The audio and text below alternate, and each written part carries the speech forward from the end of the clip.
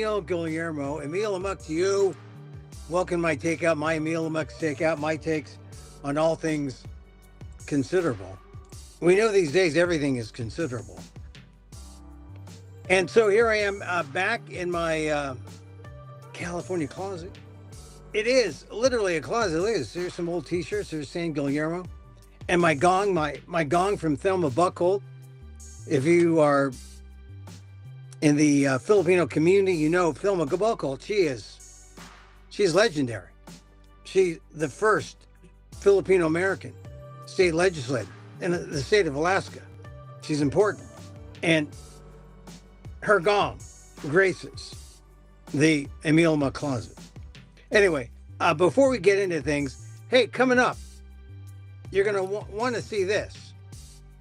Gonzalez and Guillermo. Well, you know Guillermo, that's me. Gonzalez, who is this Gonzalez guy? Well, we're talking about Theo Gonzalez, my good friend, who is a big mucky muck at the Smithsonian. And he's going to be there. Let's see if I can make this big. If I can make this big here. There he is. He's going to be at the San Francisco Public Library, the Hormel LGBTQIA Center. Can you imagine? Hormel.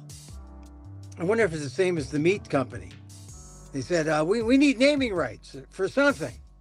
He missed out on Oracle, the park, the baseball park. We missed out on Levi's. But maybe we can have the public library space, the LGBTQIA space. And that's a good thing for Hormel. Maybe, or maybe it's a different Hormel. I don't know.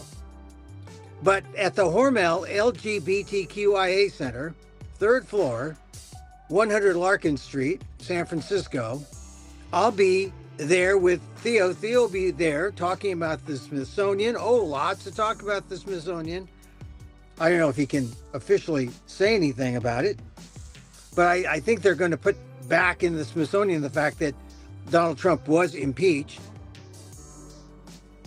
I mean, it's amazing what you can and can't say these days. And we're a free country, too. Anyway, Theo will be speaking about his book, Asian Pacific American Objects 101, 101 Objects That Capture the Heart and Soul of Asian America. And he'll be getting into more of the Filipino parts. And that's where I come in. I'll come in and talk about things like Stella Abrera's toe shoes. Now, you've got to be a real Filipinoist or Filipinoistic to know about Stella Abrera, born in Manila.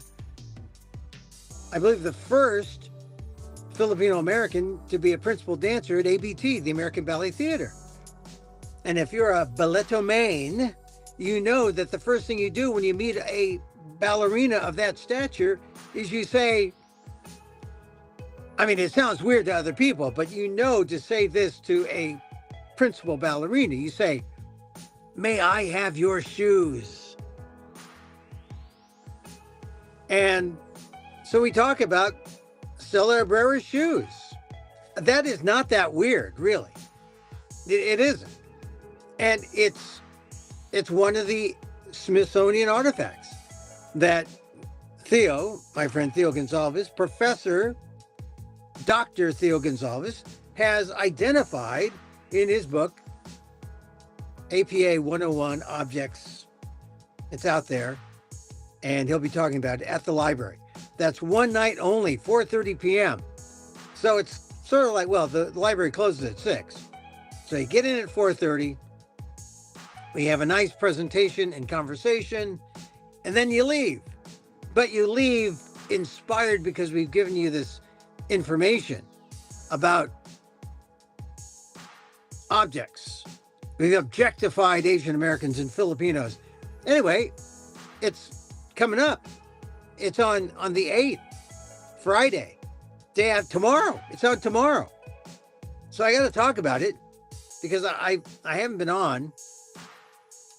Had a little, not under the weather, but I got to guard my voice because I'm going to be performing next week in Edmonton, and I want to have my voice. So anyway, Theo Gonzalez, me, Emil Guillermo, And he thought of it about this design, Gonzalez and Guillermo. I think it makes a great tag team, for midget wrestling or something like that. But it should be a fun, informative time. San Francisco Public Library, that's SFPL. Hormel LGBTQIA Center. Now, I think it's just the LGBTQIA Center because, that's the center, but you could be Filipino. I mean, Filipinos are, in terms of the mainstream, we have a right to be there at the LGBTQIA Center. Third floor, San Francisco Public Library, 100 Larkin Street, San Francisco. You can call them, you can email them, philam@sfpl.org, sfpl.org. You can say, really? Theo is going to be there with Emil? Emil's going to be there, really? 4:30, don't miss it, one night only. That's Friday, tomorrow. Should be fun. I'll be there, and it'd be good to see you all. It really would. Really would be good to see you all, because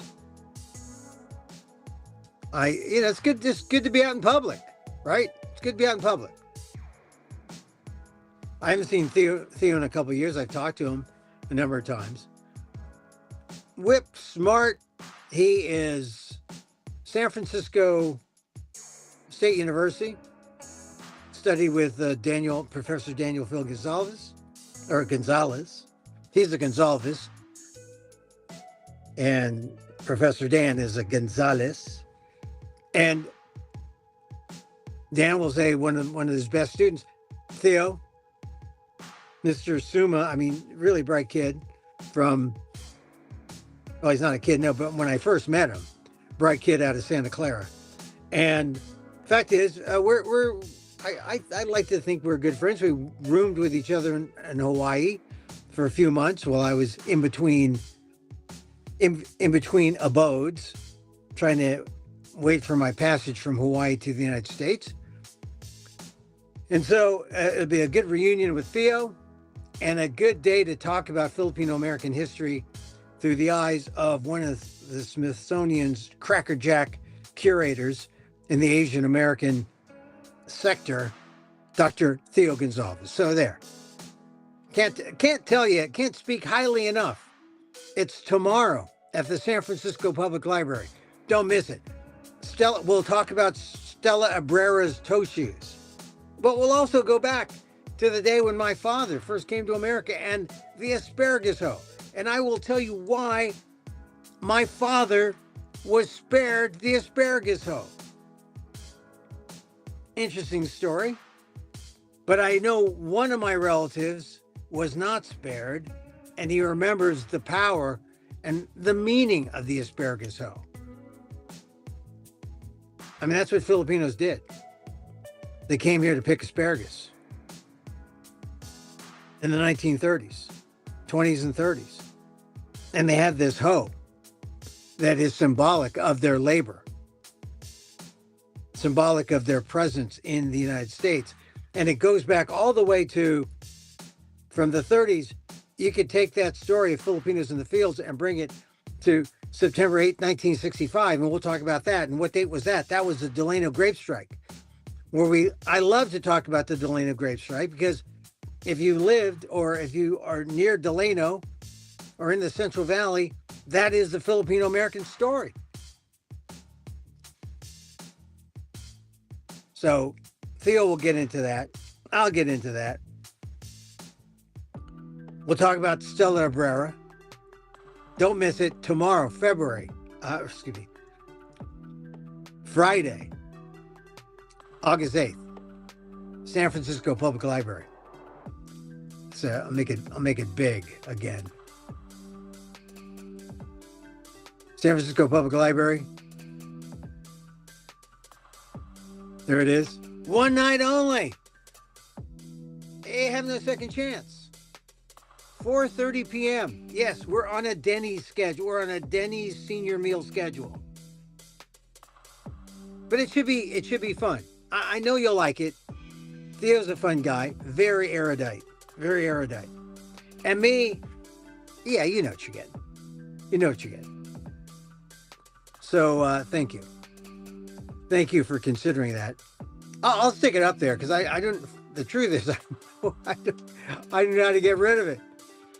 I don't know how to get rid of the darn thing. But I also want to tell you, I mean, since we're plugging away, plug away, Emil. It's your darn show. Hey, I'm going to be at the Edmonton Fringe. The Edmonton Fringe. What the heck is that, Emil? Emil at the Edmonton Fringe, August 15th through 24th. And I say this to you because this is probably one of my my most important shows, because I talk about the big things. I talk about the big things in the big narrative in the world. What in the world is Donald Trump doing? And what is he going to do to mess up the world today? I mean, that really is the issue. People don't know. They wake up every morning in dread thinking, oh, what's going to happen? So my show is about that. At the Edmonton Fringe, August 15th through 24th. Get your tickets if you can, like, go to that link if you're watching me. https://tickets.fringetheater.ca. Yeah, tickets.fringetheater.ca/event/601:6535. Oh, that's a mouthful, Emil. If you're watching this, you can find the link. There's the link. Go to it. Tickets.fringetheater.ca. And just, if you get to that main site, just put down Emil Amok. Where is he? I got to see him. August 15th. Now, it's not every day. It's like the 15th and 16th, and they take a break and they come back. This is the way Fringe festivals work. But the Fringe is the Fringe. And now, this is not to be confused with the Edinburgh Fringe in Scotland. This is the biggest fringe in North America, though. The two biggest fringes in North America, that's where I've been will have gone this summer. I went to Winnipeg, and I went to this one. Orlando in Florida is pretty big, too. I've been there in the past, not this time. But I enjoyed Winnipeg this year. I was in the Fresno Fringe. The fringes are all around the country. But this fringe is in Edmonton. If you're nearby in Alberta, catch it. Alberta is beautiful this time of year. In fact, Canada is very, very livable this time of year. And I'm just making the suggestion, you might want to try it out. Just across the border. Especially if you have an American passport. Because they don't hassle you if you have an American passport. But if you look like maybe you're naturalized or you're not real, or you may have lied, you're come into America, in the trunk of a Toyota Camry. Well, no, then they're suspicious. It's unfortunate. But check it out. So two things I'm talking about. The Gonzalez and Guillermo thing, and then Emil Amok at the Edmonton Fringe, August 15th through 24th. Here's the thing, people ask, oh, why do you do the Fringe, Emil? I mean, they do say that. They say, oh, I mean, well, why do you do the Fringe? And it's really quite easy to say. I do the Fringe because these are shows that you will not see on Broadway. These are shows that you will not see anywhere, to tell you the truth. I mean, you'll see them on the Fringe stage. Now, why is that? Well, it's because gatekeepers, modern tastes, the kind of censorship that exists, you won't see the kind of things that you see at a Fringe festival. And then they're real stories about real issues that no one's bothered to do, because, if you don't make $1 million every week or every month, because that's how much it costs to maintain sustainability in the main stage on Broadway, If you can't gross $1 million a week, a month, you can't play that game. I mean, Emil Amok, 69, everything's flipped, is not going to make $1 million on Broadway. I know that. But it might be able to make a few $1,000s, on the fringe circuit, reaching an audience that is saying, we want to see something more than what we would get on commercial stages. We want to see the truth. Oh my God, Emil. Oh, you're laying a big one on us here now. The truth? Really? You're the truth, and the other thing on Broadway? Well, you're not always getting the truth.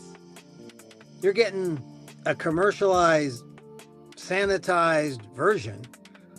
There's something real about the fringe that a performer like myself kind of likes. I gravitate to it. It's great. And there are other great performers, other great actors and actresses, and stories you never hear. That's why you go to a fringe, like the Edmonton Fringe. And you don't have to make a trek up to Edmonton in Alberta.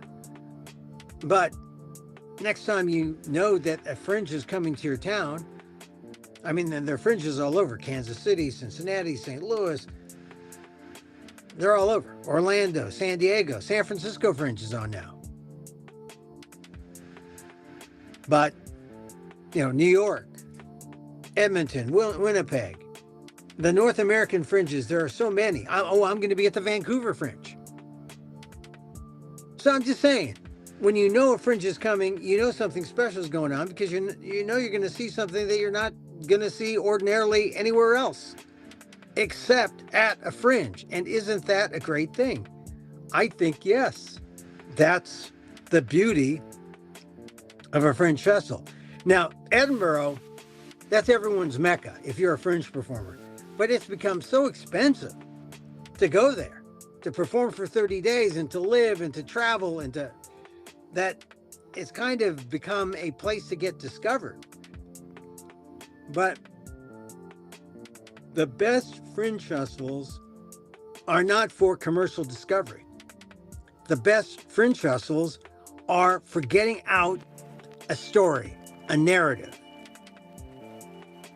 and letting people know about this untold story or narrative and how it's urgent for the day, for our times. That's why I do a fringe. That's why I do it. Anyway, so we got two things. We got the Emil Amok at Edmonton Fringe. Get your tickets there. And we got Gonzalez and Guillermo, San Francisco Public Library, the Hormel LGBTQIA Center, 3rd floor, 100 Larkin Street. That's tomorrow, 4:30. 4:30 tomorrow. Let's make it big. Can I make it big? Oh, you know how to make it big, Emil. Okay, let me see. There it is. I made it big. One night only, 4:30. Catch it. I'd love to see you there. If you're in town, if you're in San Francisco. If you're in Edmonton and can't make it down to San Francisco, I understand. If you're in San Francisco and can't make it up to Edmonton, I understand. But that's how it works, okay? All right, now let's see. Now, how does this work? Oh, there's me small. I want to be big. I want to be bigger than that. How about that? Oh, yeah. All right. So today, the one big thing, I guess, really is the tariff thing. And it's not over. I mean, we've reached the deadline, but it's not over. The negotiations are in a process with a start and a finish because, we have taco, right? Trump always chickens out, extends the deadline, chickens out. Well, now we have them. We've met the deadline. The tariffs are on. World trade is being transformed by this guy who has no business doing what he's doing. First of all, tariffs are illegal. They're unlawful. They're unconstitutional. He can't unilaterally put them on. how is he doing this? And why is the world letting him get away with it?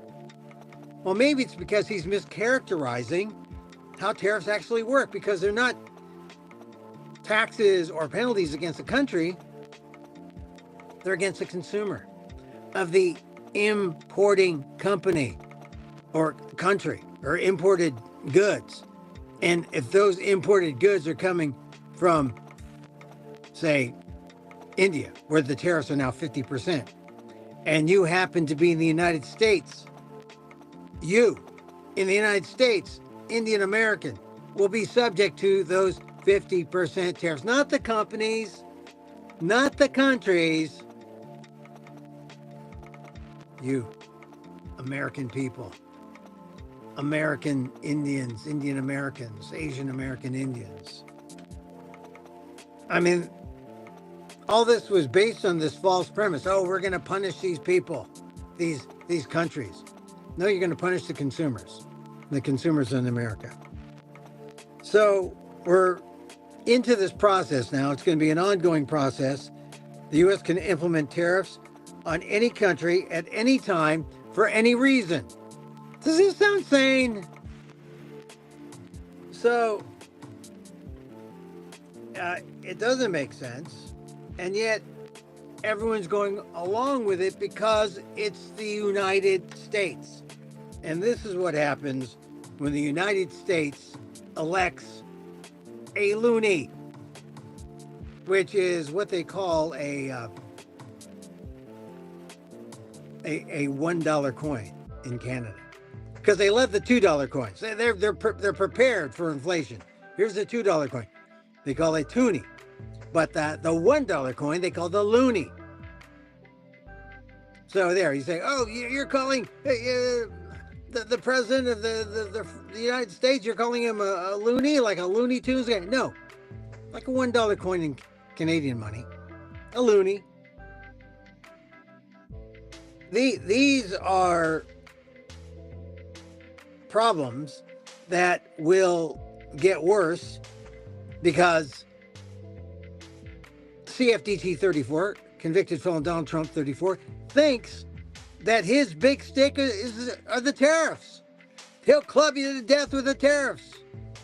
It makes news and it distracts from the main news, and everyone knows that the main news that everyone wants to know about is what is the disposition of those Epstein files. We want to see the Epstein files. It unites America. America is united over the ghost of a dead pedophile. Yes, it is. Yes, it is. And so,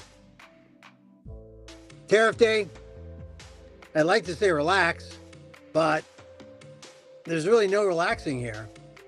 And there's always things that are getting bad, right? I hope you've been following the Texas Democrats fleeing from, again, another unlawful attempt by Trump to rig democracy by rigging the election. He says, oh, we need 5 more congressional seats in Congress to give us the margin of victory we want, that will assure that we look like a democracy, but it's really, wink, wink, not a democracy. You know what I mean? Texas is obliging, but California and, well, the Texans, the Texas Democrats aren't obliging. They ran away. The senator says, we've talked to the FBI. We're going to go arrest you. He can't. State law versus federal law, federal enforcement people, FBI, they don't have jurisdiction. So it's just more fear tactics. Let's hope the Texas Democrats hold off until sanity can win out. Because right now we are in the country's more divided than ever. And I heard Gene Wu, the Texas Democrat who's leading the Texas caucus. And he said, look, Trump may think he can win He can rig the election and gerrymander the districts.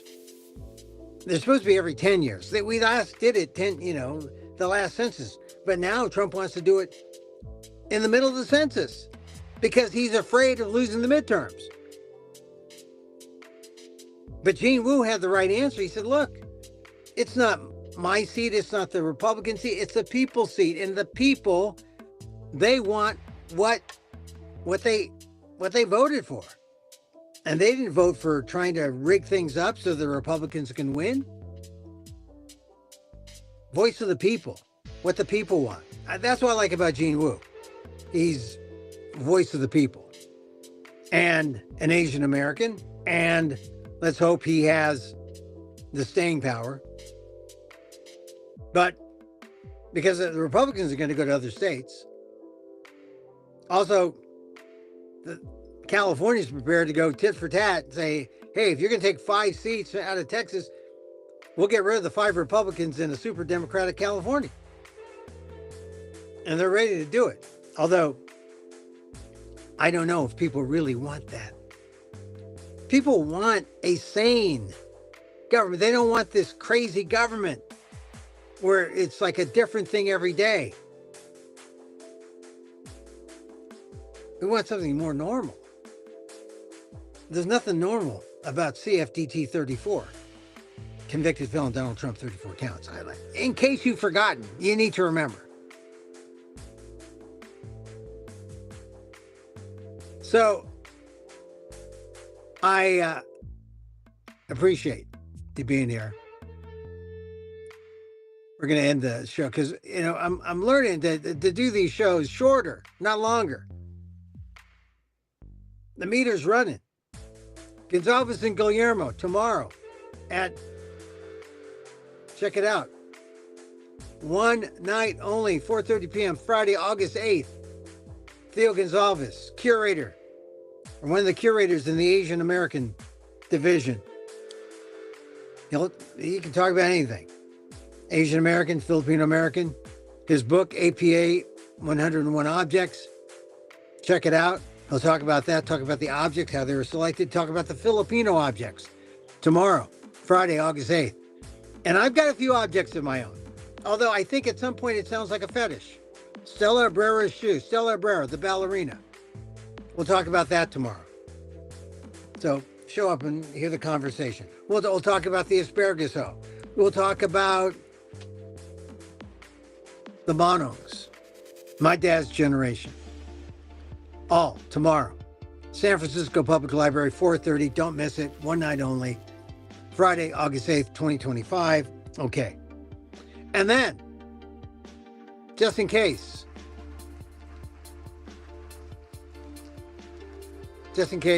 you are in Canada, August 15th through 24th. Don't forget.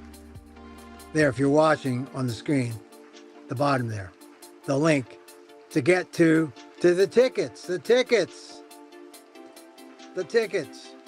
Edmonton Fringe, August 15th through 24th. I'll be there. I'm finally seeing all the cities of the great hockey teams. The Edmonton Oilers, the Winnipeg Jets. I'll be going to Vancouver, where the Canucks are from. Thank goodness. The future great Filipino-American hockey player, Nicholas Robertson, signed with the Toronto Maple Leafs. Because then you got a brother, his brother Jason with the Stars. 2 great Filipino-American players from California playing in the NHL. Anyway, now I digress. All right. I'll be popping up again at a moment's notice. Thank you for being here. We close with a little loving kindness. Loving kindness. If I could only get rid of that screenshot, I would. But I don't think I know how to do that. What if I do that? And what if I do that? There. I got rid of it. A little loving kindness. And so, as I wish for me, I wish for you. May you be safe. May you be happy. May you be healthy. And may you live with ease. Emil Guillermo here. Till next time, Mahal Gita.